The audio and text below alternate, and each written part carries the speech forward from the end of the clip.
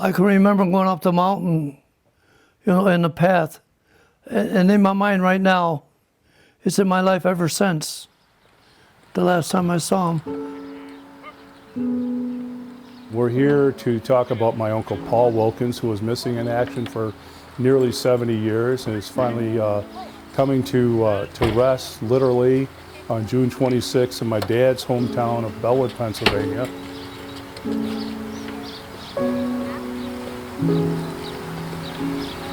There we are. Ready, step. Ready, step. Ready, step. Uncle Paul, who was missing in action, and my dad, my grandmother, my aunts, my uncles all kind of held out hope that maybe he was just exactly that, missing in action. There was talk, speculation, thought maybe he had a family and just left the military and was with some lady there and had kids, and it wasn't so. Just a little bit over a year ago, there was indication that they found his remains, and then with the DNA, through some kind of a military and I believe it was a presidential act, they actually looked through and found the remains of between 400 and 600 military people that were in Korea and killed in Korea, and they found my Uncle Paul's remains. And the moments to recall, what Lord could you tell him? He's more than a name on the wall. You know he really missed the family and being home on Christmas Day. I can still see, my mom crying and everything, and just one of them things. It was really very heartbreaking on her. My brother Paul was 19. He went into the Army, Korean War. Right after he went in, 1950, we got the notice, Mom did, they're missing in action. And that was the last we saw or heard anything until my son Craig got the information from somebody in the military that he was buried in Hawaii, and this is where all this, the military ceremony, and Brother Paul is going to be buried in Bellwood, Pennsylvania, my hometown. Oh Lord, could you tell him he's more than a name on a wall?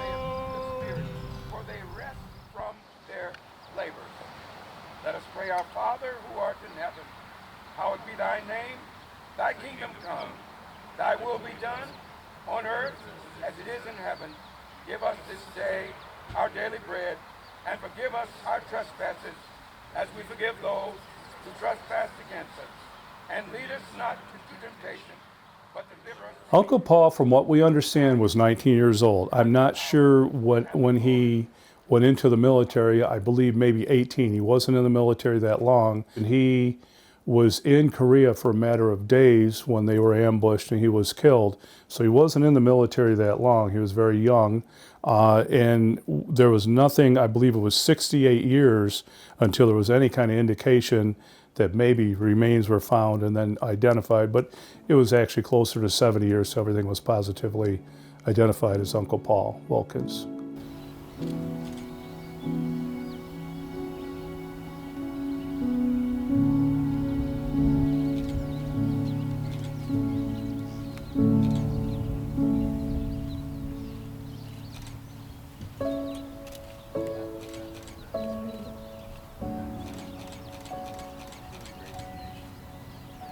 It makes me feel at ease, you know what I mean? It takes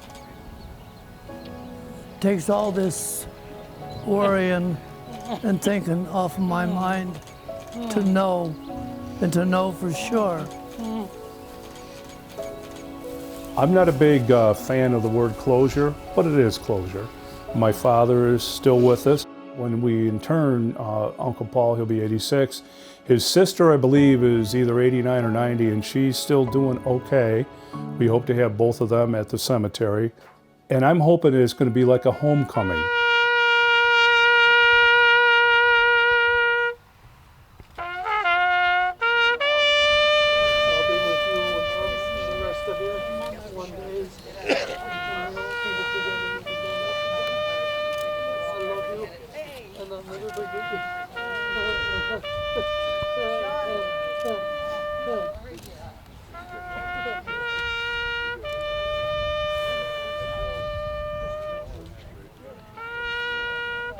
So that is going to be more than just closure. It means that much. We're very proud of that fact.